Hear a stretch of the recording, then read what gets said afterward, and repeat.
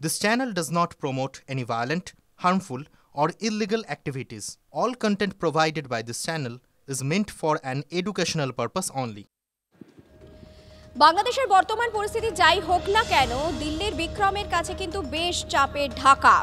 স্বীকার করে নেওয়া হচ্ছে পরোক্ষে যে সেখানে নির্যাতন চলছে সংখ্যালঘুদের ওপর, কিন্তু সেটা সাম্প্রদায়িক নির্যাতন নয়। বিদেশ সচিব বিক্রম মিস্ত্রি যে রিপোর্ট দিলেন তাতে আর কোন কোন বিষয়ের উল্লেখ রইল আপনাদের জানাবো। আমাদের সঙ্গে রয়েছেন আমাদের প্রতিনিধি জ্যোতির্ময় কর্মকার। জ্যোতির্ময়, যে রিপোর্ট দেওয়া হলো সেখানে কোন কোন বিষয় উঠে এলো, খানিকটা কি চাপে পড়লো ঢাকা? দেখো, বিদেশ সচিব পর্যায়ে যে বৈঠক হয়েছে সেই বৈঠক থেকে এবারে আমরা সূত্র মারফত যে খবর উঠে আসছে, তার কারণ বিক্রম মিস্ত্রি তিনি ফিরে এসে বিদেশ মন্ত্রকে একটি রিপোর্ট সাবমিট করেছেন, তুমি ঠিক যেমনটা বলছো, এবং সেখানে বিভিন্ন ফরেন মিনিস্ট্রির সোর্স থেকে যে খবর আসছে আমাদের কাছে তা যথেষ্ট চাঞ্চল্যকর। সেই বৈঠকে যুক্তির বেড়াজালে যে দুপক্ষের উত্তপ্ত বাক্য বিনিময় হয়েছে সেই ইঙ্গিত স্পষ্টভাবে পাওয়া যাচ্ছে। ওই বৈঠকে কোনো সময় শেখ হাসিনাকে বাংলাদেশে থামাচ্ছি, আমি তোমার কাছে ফিরবো। এই মুহূর্তে চয়নিকা দ্বীপ এবং জ্যোতির্ময় আমাদের সঙ্গে সরাসরি টেলিফোনে রয়েছেন রবীন্দ্র ঘোষ অর্থাৎ চিন্ময় কৃষ্ণ প্রভুর আইনজীবী, যিনি ওকালতনামা জমা দিতে পেরেছেন এবং আদালত কক্ষ থেকে বেরিয়ে এই মুহূর্তে আমাদের সঙ্গে কথা বলবেন। রবীন্দ্রবাবু, আরো একবার টিভি9 বাংলায় আপনাকে স্বাগত। মঞ্জিরা কথা বলছিলাম, কি হলো আজ একটু বলবেন আমাদের প্লিজ। আমরা আজকে অনেক লয়ার, ওখানে মোর দেন 50, ওই জজ সাহেবের রুমে শুনানি করলাম যে আপনি এখন জজ সাহেব আরেকটা পয়েন্ট ধরে বসলেন। উনি বলেন যে আরেকটা জুনিয়র লয়ার এইবারের, তার মানে চট্টগ্রাম বেড়ার একটা লয়ার লাগবে। তো আমি তো অবাক হয়ে গেলাম, there is no provision of law, আরেকটা লয়ার লাগার কথা না। আমি তো লয়ার সই করেছি, আমি ওকালতনামা নিয়েছি, আরেকটা লয়ার তো লাগার কথা না। জজ সাহেব এবং অন্যান্য লয়ার যারা প্রসিকিউশনের লয়ার, মোর দেন 45 লয়ার চলে আসলো আবার একইভাবে গতকালকের মতো। এখন ওনারা এসেই বলতেছে যে না, উনি পারেন না, উনি এখানে এসে পারেন না, উনি এখানে লয়ার এঙ্গেজ করতে হবে। তারপরও আমি রিকোয়েস্ট করলাম সিনিয়র লয়ারদেরকে যে আপনারা থাকেন, আমরা আপনার লয়ার্স ফি আমরা দেব, আপনি অনুগ্রহ করে থাকেন। বারের প্রেসিডেন্ট সেক্রেটারি উভয় ছিলেন, ওনাদেরকে বললাম, রিকোয়েস্ট করলাম। ওখানে 50 থেকে 60 জন লয়ার ভিড় করেছে। এখন জজ সাহেব করেছে কি, সব শুনে উনি এটাকে পেন্ডিং রেখে দিলেন, উনি কোনো অর্ডার দিলেন না। আচ্ছা, মানে মামলার কাজ কি হলো? মানে আপনি তো বাধা পেলেন নাকি? বাধা পেয়েছি তো বটেই। আবার হ্যাঁ বলুন প্লিজ। দুঃখজনক, হ্যাঁ দুঃখজনক হলো, আমাকে আজকেও মানে পারমিশন দিল না আমি মুভ করার জন্য। আগামী শুনানির কোনো দিন কি ধার্য হয়েছে? ওই একই দিন, ওই যেদিন 2/1/2025, আগামী বছরের 2 তারিখ জানুয়ারি মাসের। আচ্ছা রবীন্দ্রবাবু, এই যে আপনার বিপরীতে 50 জন লয়ার আপনি বলছিলেন, সেক্ষেত্রে এটা কি নয়া কৌশল, নতুন কোনো উপায় আপনার মনে হয়? আমার তো তাই মনে হয় না। এটা অর্ডার দেওয়ার কথা আজকে। আমি শুনানি করেছি প্রায় 1 ঘন্টা। এখন আমি শুনানি থেকে এসে আমি এখন চিন্ময় প্রভুর সঙ্গে দেখা করতে এসেছি এখানে জেলখানায়। চিন্ময় প্রভুর সঙ্গে আবার দেখা হয়েছে? হচ্ছে, এখন আমার নিয়ে আসতেছে যিনি এখানকার চিন্ময় প্রভুকে আমার সামনে নিয়ে আসা হচ্ছে এই মুহূর্তে। চিন্ময় প্রভুর সঙ্গে কি একটু কথা বলা যায় রবীন্দ্রবাবু? এখন আমি ওনাদেরকে রিকোয়েস্ট করব, জেল সুপারিনটেন্ডেন্ট বা এখানে যিনি আছেন, they are very good man, no doubt, আমাকে সহযোগিতা করে যাচ্ছে। হ্যাঁ হ্যাঁ, মানে চিন্ময় বাবু কি আপনার সামনে এসেছেন? না না, আসতেছে ওনার ভিতর থেকে আসতে সময় লাগে, তো ওই একটু সময় লাগতেছে। আমরা এখন জেলখানার মধ্যে আছি, আর এখানে যে অফিসার যারা আছে দে আর অলসো কোঅপারেটিং। তারা বলছে যে আমি 2-3 বার আসছি কিন্তু দেখা করতে পারি নাই। এখন উনি বলছে এখন নিয়ে আসতেছে, দেখা করার সুযোগ হবে। হ্যাঁ, আমরাও যদি একটু কথা বলতে পারি, মানে উনি কেমন আছেন সেটুকুই মাত্র। আচ্ছা, আমি এটা মোবাইলটা আমি দেব।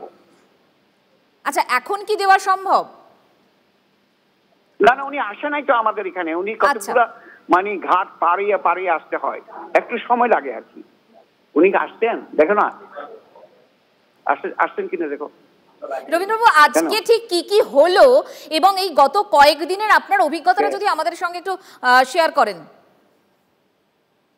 আমার কথা হলো আমরা মানুষের অধিকারের প্রশ্নে সারা বাংলাদেশে কাজ করি। আমি একজন সিনিয়র আইনজীবী হিসাবে শুধু নয়, আমি মানবাধিকারের সভাপতি হিসাবে এটা আমার দায়িত্ব to protect not only Hindu community, there are so many Muslim and also indigenous minorities also. তারাও অনেক সমস্যায় থাকে, আমরা তাদেরকেও হেল্প করে থাকি। তবে আমার কাছে আজকে আশ্চর্য মনে হচ্ছে, আমি 3 বার কোর্টে আসলাম, ওনারা কোনো সিদ্ধান্তই দিতে পারলো না আজকে শুনানি করবে বলে। আমি কিন্তু থেকেছি চট্টগ্রামে, থেকে গেছি। আমি এখনো পর্যন্ত চট্টগ্রামে আছি, শুধু চিন্ময় প্রভুর জন্য আমরা অপেক্ষা করতেছি। আচ্ছা রবীন্দ্রবাবু, এই যে আপনি যে অভিজ্ঞতার কথা বলছেন, আমার একটা জিনিস জানতে খুব ইচ্ছে করছে, ইউনূস প্রশাসনের এই মুহূর্তে যা বিচার ব্যবস্থা যেদিকে গড়াচ্ছে, আপনার কি তার উপর কোনো আস্থা নেই? আমার আস্থা থাকলে তো আজকেই তো শুনানি করতো। আমার তো আস্থা নেই, আমি বলেছি আমার আস্থা নেই এই কারণে, কারণ আজকে আমাকে 3 দিন পর্যন্ত কষ্ট দিয়ে এখানে রাখলো চট্টগ্রামে। আরে শুধু এখানে জেলখানায় আসি, এখন বলে যে কিছুক্ষণ পরে আসেন, আবার আসছি, এখন বলে যে কিছুক্ষণ প্রসেস করতেছি। There are so many hurdles, this is the problem in our country particularly.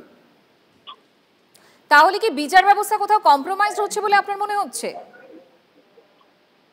আমার তো এরকম একটা ধারণা। আমি আজকে তো মর্মাহত হলাম, যেহেতু জজ সাহেব আমাকে আসতে বলেছেন 2টায় শুনানি করবেন, উনি 2টায় আসবেন, আমরাও আসলাম, কিন্তু হঠাৎ করে দেখি যে 40-50 জন লয়ার ঢুকে গেল। কোথেকে আসলো, তাদের কোনো আইডেন্টিটি আছে কিনা, তারা কোন পক্ষের লোক, তারা কি প্রসিকিউশনের লোক কিনা? প্রসিকিউশনের লোক তো মাত্র 3 জন, তাই না?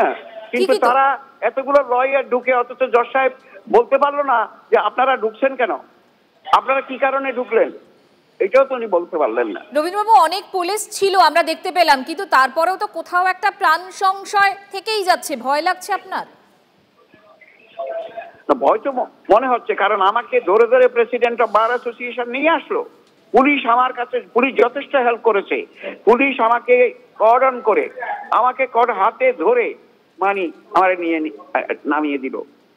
রবীন্দ্রবাবু, আপনার কাছে আরেকটা জিনিস জিজ্ঞাসা ছিল। এর আগে আমরা দেখেছি যে একেবারে চট্টগ্রাম আদালত চত্বরে দাঁড়িয়ে আইনজীবীদের একটা বড় অংশ তারা বলেছিলেন যে কেউ যদি চিন্ময় কৃষ্ণ প্রভুর হয়ে মামলা লড়ে তাহলে তার প্রকাশ্যে শিরচ্ছেদ করা হবে। তারপরেও আপনি সাহস দেখিয়ে আজকে আদালতে সওয়াল করতে গিয়েছিলেন, কিন্তু দেখলেন আজকেও আদালতে কোথা থেকে, যে একটু আগে আপনার কথা শুনতে শুনতেই মনে হচ্ছিল যে কোথা থেকে আচমকা একদল আইনজীবী এসে আপনার বিরোধিতা করতে শুরু করে দিলেন, চিন্ময় কৃষ্ণ প্রভু জামিনের বিরোধিতা শুরু করে দিলেন। এরা কারা? আপনি তো বহুদিন ধরে, আপনি তো অত্যন্ত সিনিয়র একজন অ্যাডভোকেট, বহুদিন ধরে আদালত চত্বরে আপনার যাতায়াত রয়েছে। এরা কারা যারা এই রুকুসটা পাকানোর চেষ্টা করছে? আমি তো আর চট্টগ্রামে বারে প্র্যাকটিস করি না, আমি প্র্যাকটিস করি সুপ্রিম কোর্ট বারে। তো আমি তো সুপ্রিম কোর্টের বারের মেম্বার, বার অ্যাসোসিয়েশন যদি হয় সে সারা বাংলাদেশে মুভ করতে পারে, এটা হলো আইন। এখন আইন যদি কেউ লঙ্ঘন করে, আমার তো করার কিছু নাই, আমার হাতে তো আমার অস্ত্র নাই, এটা আমি বলতে পারি শুধু।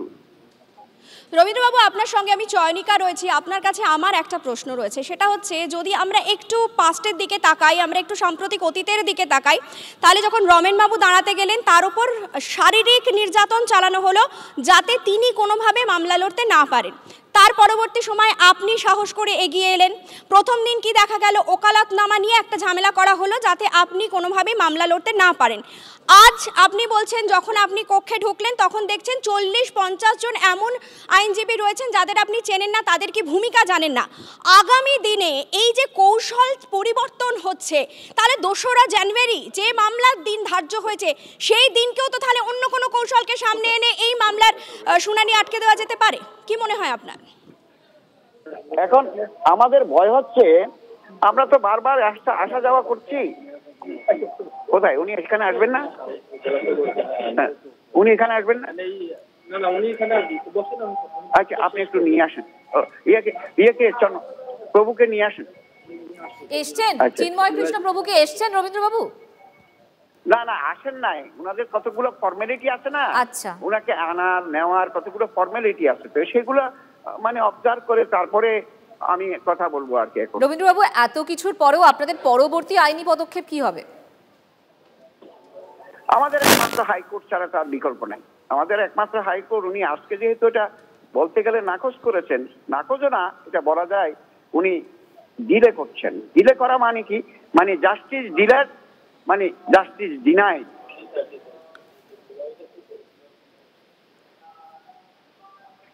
রবীন্দ্রবাবু, আপনাকে অনেক ধন্যবাদ আমাদের সঙ্গে এতটা সময় কথা বলার জন্য।